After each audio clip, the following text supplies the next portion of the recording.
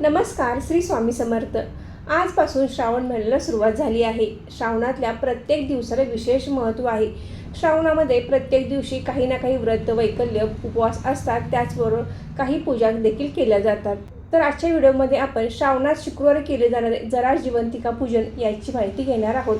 तर जरा जिवंतिका पूजन का करावे, याची पूजा मांडणी कशी करावी, या जरा जिवंतिका पूजनाचे महत्त्व काय आहे, हे का करावे, याची सर्व माहिती आपण आजच्या व्हिडिओमध्ये घेणार आहोत. तर व्हिडिओ स्किप न करता शेवटपर्यंत नक्की बघा. नमस्कार मैत्रिणींनो, मी सारिका भक्ती विश्वमध्ये तुमचे मनापासून स्वागत करते. मैत्रिणींनो, आजपासून पवित्र अशा श्रावण महिन्याला सुरुवात झाली आहे. प्रत्येक दिवशी कोणते ना कोणते व्रत, वैकल्य, पूजा ही असतेच. तर श्रावणामध्ये प्रत्येक शुक्रवारी जरा जिवंतिका पूजन केले जाते. पहिल्यांदा आपण हे व्रत का करावे आणि कोणासाठी करावे, तर जरा जिवंतिका पूजन हे आपण आपल्या मुलांच्या रक्षणासाठी, आपल्या मुलांच्या आरोग्यासाठी केले जाते. त्यामुळे प्रत्येक आईने आपल्या घरामध्ये प्रत्येक शुक्रवारी जरा जिवंतिका पूजन करणे आवश्यक आहे. तुमचा मुलगा छोटा असू दे, मोठा असू दे, तो कॉलेजला जात असेल किंवा त्याचे लग्न झाले असेल, तो हॉस्टेलवर असेल, परदेशात असेल, तरी देखील आपण आपल्या घरामध्ये जरा जिवंतिका पूजन करायचे आहे. आता बरेच जण म्हणतील की आमच्याकडे ही पूजा केली जात नाही, आम्ही कधीच केली नाही, आम्हाला या पूजेबद्दल माहिती देखील नाही. तर मैत्रिणींनो, जरा जिवंतिका पूजन हे आपल्या मुलांच्या रक्षणासाठी केले जाते. त्यामुळे आवर्जून आपण हे जरा जिवंतिका व्रत करायचे आहे.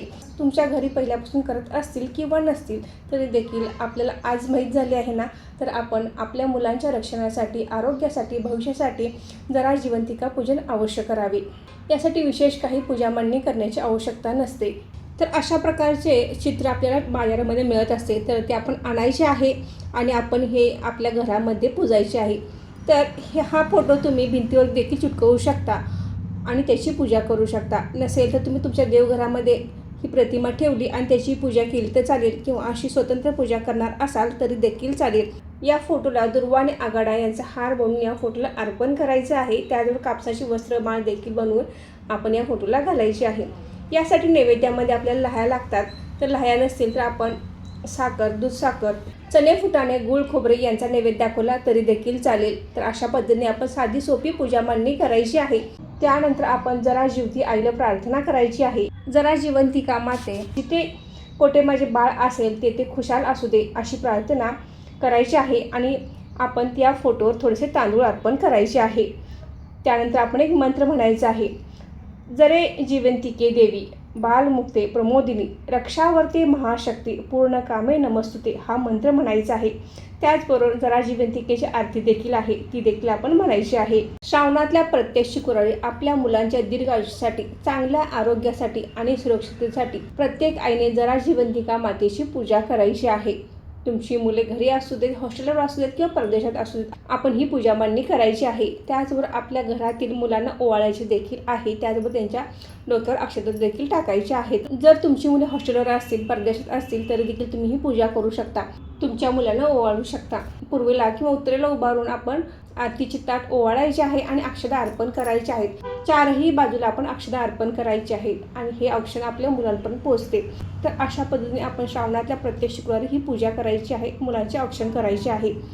आता तुम्हाला प्रत्येक शुक्रवारी करणे शक्य नसेल तर आवर्जून एका तरी शुक्रवारी आपण ही पूजा कराच. हा जो फोटो आहे, ही प्रतिमा आपल्याला अगदी 2 ते 5 रुपयाला हे एक पान असते, तर आपण आणून त्याची पूजा करायची आहे. या फोटोमध्ये भगवान विष्णूचा नरसिंह अवतार आहे. त्यांनी हिरण्यकश्यपचा वध केला, ती प्रतिमा आहे. त्याचबरोबर श्रीकृष्णांचा फोटो आहे, आई आणि मुलांचा देखील यामध्ये फोटो आहे. तर अशी प्रतिमा आपल्याला मिळते, ती आणून आपण पूजा करायची आहे. त्याचबरोबर श्रावणातल्या एकादश शुक्रवारी आपण एखाद्या सुवासिनीची ओटी भरायची आहे. तुमच्या घरी तुमचे नातेवाईक येऊ दे, तुमच्या शेजारची एखादी सुवासिनी येऊ दे किंवा तुमची एखादी मैत्रीण येऊ दे, तिची आवर्जून श्रावणातल्या एखाद्या शुक्रवारी जरूर ओटी भरा. ही प्रतिमा आपण पहिल्या शुक्रवारी भिंतीवर चिटकवल्यानंतर ती महिनाभर काढली नाही तर चालते. तर आपण प्रत्येक शुक्रवारी तेथेच पूजा करायची आहे. परंतु ही जी काही प्रतिमा आहे ती आपल्याला श्रावण संपण्या अगोदर, जी अमावस्या असते त्या अमावस्येच्या अगोदर आपल्याला ही प्रतिमा काढायची आहे. आता शेवटच्या शुक्रवारी अमावस्या आहे, तरी बुधवारी किंवा गुरुवारी ही प्रतिमा काढू शकता. तर मैत्रिणींनो, श्रावणातल्या प्रत्येक शुक्रवारी तुमच्या मुलांच्या दीर्घ आयुष्यासाठी, सुरक्षिततेसाठी आणि चांगल्या आरोग्यासाठी जरा जिवंतिका मातेची अवश्य पूजा करा. तर मैत्रिणींनो, आजचा व्हिडिओ इथे थांबवते. आजची माहिती कशी वाटली कमेंट करून नक्की सांगा. व्हिडिओ आवडले व्हिडिओ लाईक करा, शेअर करा आणि सारिका भक्ती विश्व यूट्यूब चॅनल सबस्क्राईब करा. धन्यवाद. जरे जेवंतिके देवी बालमुक्ते प्रमोदिनी रक्षावर्ते महाशक्ते पूर्ण कामे नमस्तुते. जरे जेवंतिके देवी बालमुक्ते प्रमोदिनी रक्षावर्ते महाशक्ते पूर्ण कामे नमस्तुते.